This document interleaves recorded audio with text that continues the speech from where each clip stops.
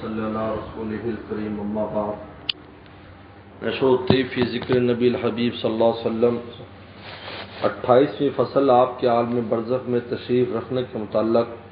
بعض احوال اور فضائل میں، یعنی سال میں مشاہدہ کے بعد جب دنیا سے چلا جاتا ہے آدمی تو عالم برزخ میں ہوتا ہے۔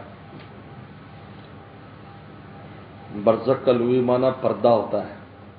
یعنی وہ عالم جو دنیا اور آخرت کے عالم کے درمیان کا عالم، اس کو برزخ کہتے ہیں۔ پہلی روایت عبداللہ مبارک نے حضرت سعید مسیب رحم اللہ سے روایت کیا کہ کوئی دن ایسا نہیں ہے کہ نبی صلی اللہ علیہ وسلم پر آپ کی امت کے اعمال صبح و شام پیش نہ کیے جاتے کتاب المواہب۔ تو دوسری روایت مشکات میں ابو درداء رضی اللہ عنہ روایت ہے کہ رسول صلی اللہ علیہ وسلم نے فرمایا کہ اللہ تعالی نے زمین پر حرام کر دیا کہ وہ انبیاء کے جسد اور جسم کو کھا سکے، پس خدا کے پیغمبر زندہ ہوتے اور ان کو رزق دیا جاتا ہے۔ روایت کے اس کو ابن ماجہ نے۔ فائدہ میں حضرت تھانوی فرماتے پس آپ کا زندہ رہنا بھی قبر شریف میں ثابت ہوا، اور یہ رزق اس عالم کے مناسب ہوتا ہے۔ گو شہداء کے لیے بھی حیات اور مرزوقیت وارد ہے، مگر انبیاء السلام ان سے اکمل اور اقویٰ ہے۔ تیسری روایت بہقی وغیرہ نے حضرت انس سے روایت کیا کہ اس نے فرمایا کہ انبیاء صلی اللہ علیہ وسلم اپنی قبروں میں زندہ ہوتے نماز پڑھتے ہیں، قضا فی المواہب، یعنی یہ دلائل اس بات پر کہ پیغمبر صلی اللہ علیہ وسلم اپنے قبر اطہر میں زندہ ہیں۔ فائدہ یہ تکلیفی نہیں، یعنی یہ نماز پڑھنا تکلیفی نہیں ہے کہ مکلف بنا کر، بلکہ تلذذ کے لیے ہے، اور اس حیات سے نہ سمجھا جائے کہ آپ کو ہر جگہ سے پکارنا جائز ہے، کیونکہ مشکات میں بہقی سے روایت حضرت انس رضی اللہ عنہ خود حضور صلی اللہ علیہ وسلم کا ارشاد مروی ہے، جو شخص میری قبر کے بعد درود پڑھتا ہے اس کو میں خود سن لیتا ہوں، جو شخص دور سے درود پڑھتا ہے وہ مجھ کو پہنچائے جاتے ہیں، یعنی بذریعہ فرشتوں کے، جیسا کہ مشکات میں نسائی اور دارمی سے بھی روایت ابن مسعود رضی اللہ عنہ آپ کا ارشاد مروی ہے کہ اللہ تعالیٰ کے کچھ ملائکہ زمین پر سیاحت کرنے والے مقرر ہیں، میری امت کی طرف سے مجھ کو سلام پہنچاتے رہتے ہیں۔ چوتھی روایت مشکات میں نبی بن وہب سے روایت ہے کہ قابل احبار عائشہ صدیقہ رضی اللہ عنہ کے پاس اور حاضرین نے رسول اللہ کا ذکر کیا۔ حضرت قابل نے کہا کہ کوئی دن ایسا نہیں آتا جس میں 70,000 فرشتے نہ آتے ہوں، یہاں تک کہ رسول اللہ صلی اللہ علیہ وسلم کی قبر شریف کو بازو مارتے ہوئے احاطہ کر لیتے ہیں اور آپ پر درود پڑھتے ہیں، یہاں تک کہ جب شام ہوتی وہ آسمان پر چڑھ جاتے ہیں، اور دوسرے فرشتے اس طرح کا اور اترتے ہیں اور ایسا کرتے ہیں، یہاں تک جب قیامت کے دن زمین قبر کی شق ہوگی تو آپ 70,000 فرشتوں کے ساتھ باہر تشریف لائیں گے اور وہ آپ کو لے چلیں گے۔ روایت کس کو دارمی نے،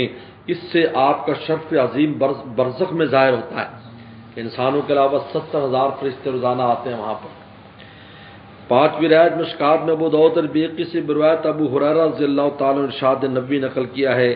جو شخص مجھ پر سلام بھیجتا اللہ تعالیٰ مجھ پر میری روح واپس کر دیتا ہے، یہاں تک کہ میں اس کے سلام کا جواب دیتا۔ فائدہ اس سے حیات میں شبہ نہ کیا جائے، کیونکہ مراد یہ کہ میری روح جو ملکوت و جبروت میں مستغرق تھی، یعنی وہ روح سے مراد یہ کہ جو روح مستغرق تھی وہ پھر آ جاتی ہے اس کے لیے، اور یہ رسول اللہ پر یہ کیفیات تو دنیا میں بھی ہوتی تھی۔ فرمایا کلمینی یا عائشہ، عائشہ مجھ سے باتیں کرو، تاکہ بات اس لیے کرتے تھے تاکہ وہ روح جس کا عالم بالا سے تعلق ہوا ہے وہ دنیا کے عالم میں آ جائے، تاکہ آپ نماز وغیرہ پڑھا سکیں امت کو۔ محدثین نے وہاں پر صاحب لکھا ہے۔ تو وہ روح جو ملکوت جب روح مستغرق تھی، جس طرح کی دنیا میں نزول وحی کی کیفیت ہوتی تھی، اس سے فاقہ ہو کر سلام جو ہو جاتا ہوں، اس کو رد روح سے تعبیر فرمایا۔ یہ لمحات میں اس کی شرح کی۔ تلخیص: مجموع روایات سے علاوہ فضیلت حیات اور اکرام ملائکہ کے برزخ میں آپ کے یہ مشاغل ثابت ہوتے ہیں: اعمال امت کا ملاحظہ فرمانا، نمبر 2 نماز پڑھنا، نمبر 3 غذا مناسب اس عالم کے نوش فرمانا جو اس عالم کے مناسب ہے، نمبر 4 سلام کا سننا، نزدیک سے خود اور دور سے بذریعہ ملائکہ سلام کا جواب دینا، یہ تو دائماً ثابت ہے، اور احیاناً بعض خواص امت سے یقظہ میں کلام اور ہدایت فرمانا بھی آثار اور اخبار میں مذکور ہے، یعنی جاگتے کی حالت میں، جاگتے حالت میں دیکھا اور گفتگو کی۔ اور یہ کیفیت حضرت شاہ ولی اللہ رحمہ اللہ پر تفصیل سے بحث کی ہے، اور ہمارے حضرت والا سے بھی ان کے ایک جو ہے نا خاص خادم نے پوچھا تھا کہ حضرت آپ نے اپنا کبھی کوئی خواب نہیں بتایا کہ رسول اللہ کے ساتھ ملاقات کی، کیا آپ کو یقظہ میں جاگنے کی حالت میں زیارت ہوتی ہے؟ تو آپ نے فرمایا ہاں، ہمارے حضرت والا نے فرمایا یہ بات۔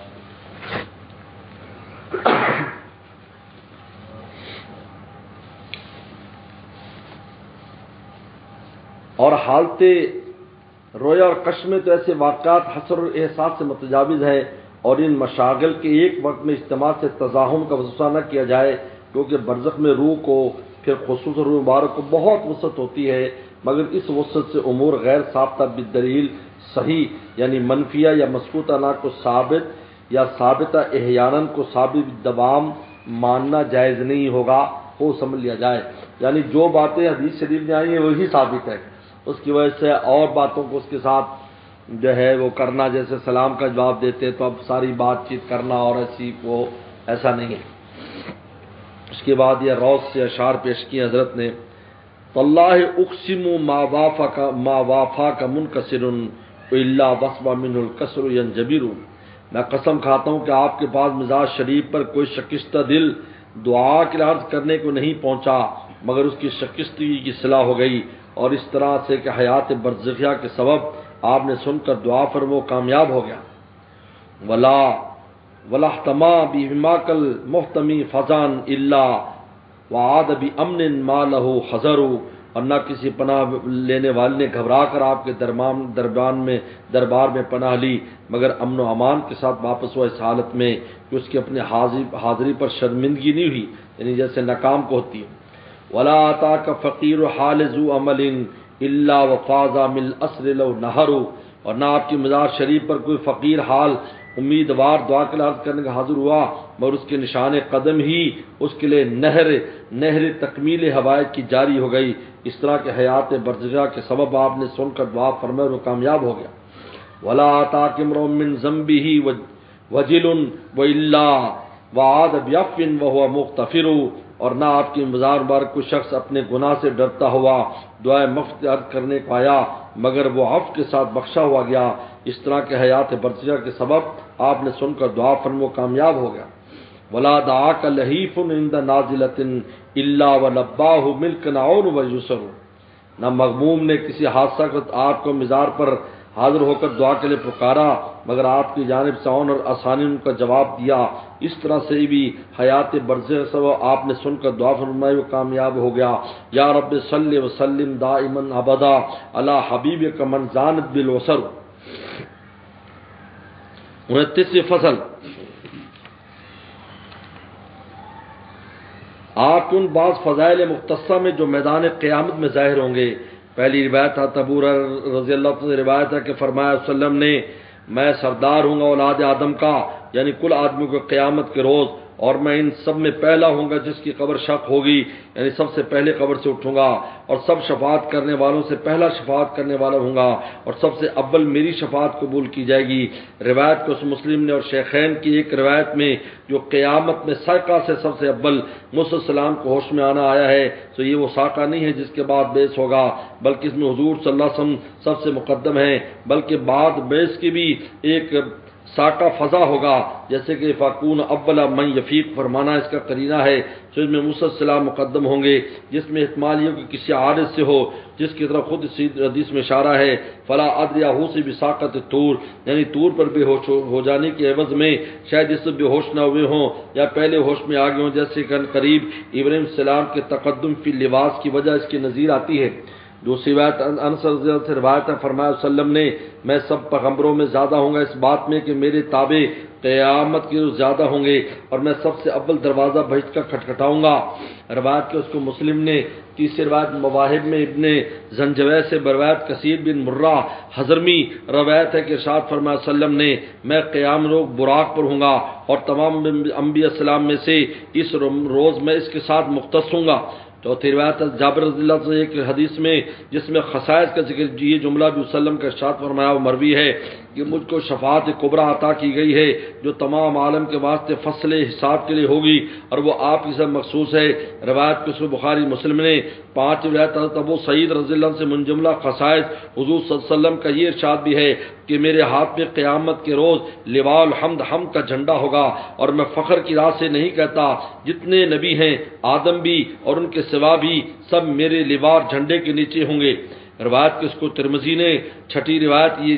حضرت جابر رضی اللہ عنہ سے روایت ہے، ارشاد فرمایا وسلم نے کہ میں سب سے پہلے قبر سے نکلوں گا جب لوگ مبعوث ہوں گے، اور میں ان کا پیشرو ہوں گا جب حق تعالیٰ کی پیشی میں آویں گے، اور میں ان کی طرف سے شفاعت کے لیے بات چیت کروں جب وہ خاموش ہوں گے، اور ان سب میں مجھ سے شفاعت کے لیے درخواست کی جاوے گی جب وہ موقف میں حساب سے محبوس کیے جاویں گے، اور میں ان کا بشارت دینے والا ہوں گا جب وہ نا امید ہو جائیں گے، اور کرامت اور خیر کی کنجیاں اس دن میرے ہاتھ میں ہوں گی، اور لواء الحمد اس روز میرے ہاتھ میں ہوگا۔ میں اپنے رب کے نزدیک تمام بنی آدم سے زیادہ مکرم ہوں گا۔ 1000 خادم میرے اکرام اور خدمت کے لیے میرے پاس آمد و رفت کریں گے، اور ایسے حسین ہوں گے گویا کہ وہ بیضے جو غبار وغیرہ سے محفوظ ہوں یا موتی ہوں جو بکھرے پڑے ہوں۔ روایت کس کو ترمذی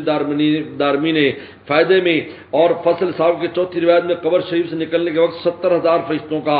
آپ کے جلد میں ہونا مذکور ہے۔ ساتویں روایت حضرت ابو ہریرہ رضی اللہ عنہ روایت ہے وسلم نے بعد انشقاق عرض کے حلق کی نسبت فرمایا مجھ کو جنت کے جوڑوں میں سے ایک جوڑا پہنایا جائے گا، میں عرش کے داہنی طرف کھڑا ہوں گا، کوئی شخص خلائق میں سے بجز میرے اس مقام پر کھڑا نہ ہوگا۔ روایت کا اس کو ترمذی نے لمحات میں ہے، غالباً یہ مقام محمود ہے، اور ایک تفسیر مقام محمود کی ابن مسعود مجاہد سے آپ کا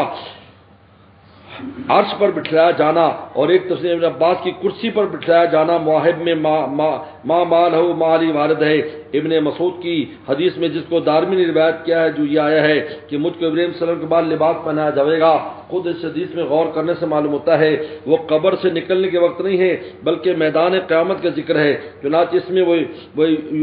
وہ یجاء بکم حفاظ کہ بتتیس طرح ہوئی کہ ایک لباس تو قبر سے نکلنے سے قبل پہنایا جائے گا، اس میں حضور صلی اللہ علیہ وسلم مقدم ہے، اور ایک لباس قبر سے نکلنے کے بعد پہنایا جائے گا، اس میں حضرت ابراہیم علیہ السلام مقدم ہوں گے، جس کی وجہ شاید یہ ہے کہ ان کو بقول مورخین نے نمرود آگ میں زائد کپڑے اتار کر ڈالا تھا جو اس کا صلہ ہوا وہ بہرحال انشقاق کے بعد لباس عطا ہونے میں حضور ہی مقدم ٹھہرے۔ آٹھویں روایت حضرت ابو ہریرہ رضی اللہ عنہ سے ایک طویل حدیث میں روایت ہے کہ رسول اللہ صلی اللہ علیہ وسلم نے فرمایا جہنم کے وسط میں پل صراط قائم کیا جائے گا، سب رسولوں سے پہلے میں اپنی امت کو لے کر گزروں گا۔ روایت کو اس کو بخاری مسلم نے۔ نویں روایت ہے سمرہ رضی اللہ عنہ سے روایت ہے کہ فرمایا وسلم نے ہر نبی کا ایک حوض ہوگا اور سب اس کا فخر کریں گے کس کے حوض پر لوگ زیادہ آتے ہیں، مجھ کو امید ہے کہ میرے حوض پر لوگ بہت آئیں گے وہ کہ میری امت زیادہ ہوگی۔ روایت کو اس کو ترمذی نے۔ فائدہ اس سے آپ کے حوض کا اوروں کے حوض سے پر رونق اور زیادہ ہونا ثابت ہوا، یہ آپ کے خصائص میں سے ہے۔ دوسری 10ویں روایت حضرت انس رضی اللہ عنہ سے ایک حدیث طویل میں روایت ہے کہ وسلم نے اذن بالشفاعت مطلب فرمایا اللہ تعالیٰ میرے قلب میں ایسے مضامین حمد و ثنا کے القاء فرمائیں گے اب میرے ذہن میں حاضر نہیں۔ روایت کو بخاری مسلم نے۔ فائدہ یہ علمی فضیلت آپ کس روز ظاہر ہوگی کہ ذات و صفات کے متعلق ایسی وسیع معلومات کے ساتھ آپ خاص ہوں گے۔ یہ سب حدیثیں بدوس تیسری روایت کی مشکات میں سے۔ قصیدہ بردہ سے ہے هو الحبیب الذی ترجا شفاعته لكل حول من الاحوال مقتحمی، وہی ایسے محبوب ہے کہ ان سے شفاعت کبریٰ کی امید ہے ہر حول کے لیے قیامت کے احوال میں سے جس میں آپ نے بروزے بزور داخل کیے جائیں گے۔ دعا الی اللہ فالمستمسکون به مستمسکون بحبل غیر منقسم، دعا الی اللہ، انہوں رسول اللہ صلی اللہ علیہ وسلم نے اللہ کے لوگوں کو بلایا بس جن نے آپ کے دامن کو تھاما، انہیں بڑی مضبوط رسی کو تھاما۔ ان لم یکن فی معادی آخذا بیدی فضل الا فقل یا ذلت القدمی، اگر آن حضرت صلی اللہ علیہ وسلم برائے فضل و کرم ازرو میری دستگیری آخرت میں نہ فرمائیں گے تو کہ افسوس میری لغزش قدم پر۔ یا اکرم الخلق مالی من اکون بھی سوا کا عند حلول الحادث العممی، اے بزرگترین مخلوقات بوقت نزول حادثہ عظیم اور عام کہ آپ کے سوا کوئی ایسا نہیں جس کی پناہ میں آؤں وَلَن يَزِيكَ رسول اللہ جاہک بِهِ اذا الکریم تجلی باسم منتقمی، ہرگز تنگ نہ ہوگا عرصہ قدر و منزلت آپ کا وسلم بصفا شفاعت میری قسمت خداوند کریم بصفت منتقم جلوہ فروز ہوں گے۔ یا نفسی یا نفس لا تنقطی من ذلت عظمت ان الکبائر فی الغفران کاللمم، فرمایا کہ میرے نفس اس گناہ کے سبب جو بڑا ہے عفو سے نہ امید مت ہو، کیونکہ بے شک گناہان کبیر در باب بخشش مثل صغیرہ ہیں۔ لعل رحمت ربی ہی نہ یقسمھا تاتی علی حسب الاسیان فی القسم، امید ہے کہ میرے پروردگار کی رحمت جب اس کو اپنے بندوں پر تقسیم کرے گا تو رحمت بقدر گناہان کے حصے میں آئے گی۔ یا رب صلی وسلم دائما ابدا علی حبیبک خیر الخلق کلہم۔ آخر دعوانا الحمد للہ رب العالمین۔ اللهم لك الحمد كما انت صلی علی محمد كما انت اهل وفل بنا كما انت اهل فانك انت اهل التقوى والمغفرة۔ بسم الله الرحمن الرحيم والحمد لله رب العالمين الرحمن الرحيم مالك يوم الدين إياك نعبد وإياك نستعين اهدنا الصراط المستقيم صراط الذين أنعمت عليهم غير المغضوب عليهم ولا الضالين آمين۔ لا إله إلا الله الحليم الكريم سبحان الله رب العرش العظيم والحمد لله رب العالمين۔ نسألك موجبات رحمتك وعزائم مغفرتك والعظيمة من كل بر والسلامة من كل اسم، لا تدع لنا ذنبا إلا غفرتها ولا هما إلا فرجتها ولا حاجة هي لك رضا إلا قضيتها يا أرحم الراحمين۔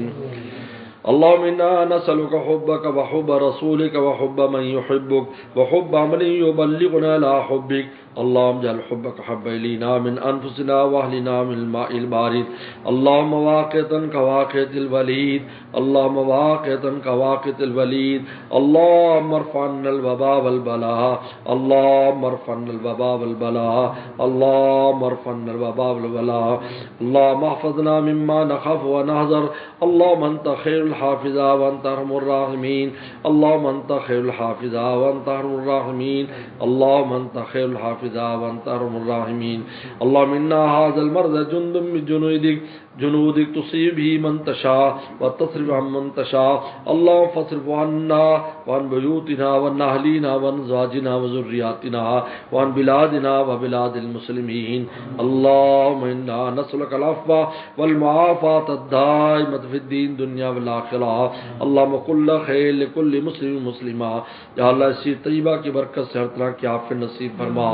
یا اللہ سیرت طیبہ کی قرات کی برکت سے یا اللہ حضور صلی اللہ علیہ وسلم کے وسیلے سے دعا، یا اللہ اس مصیبت کو دور فرما، یا اللہ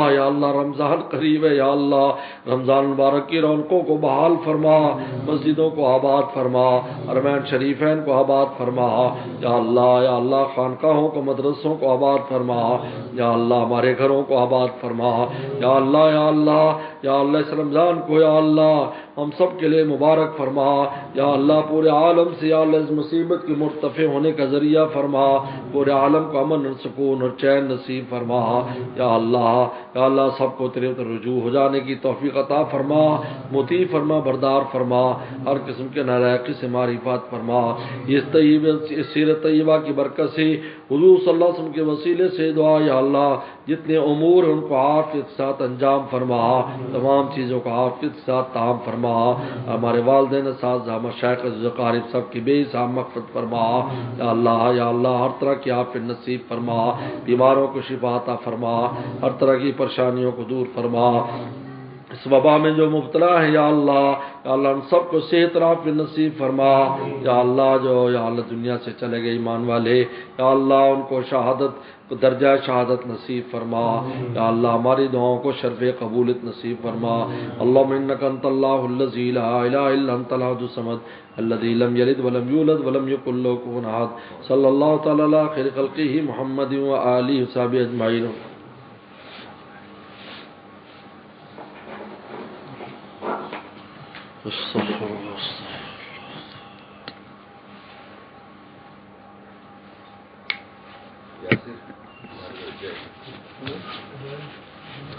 کیا حال ہے؟ اچھا تھوڑا پایا خود بھی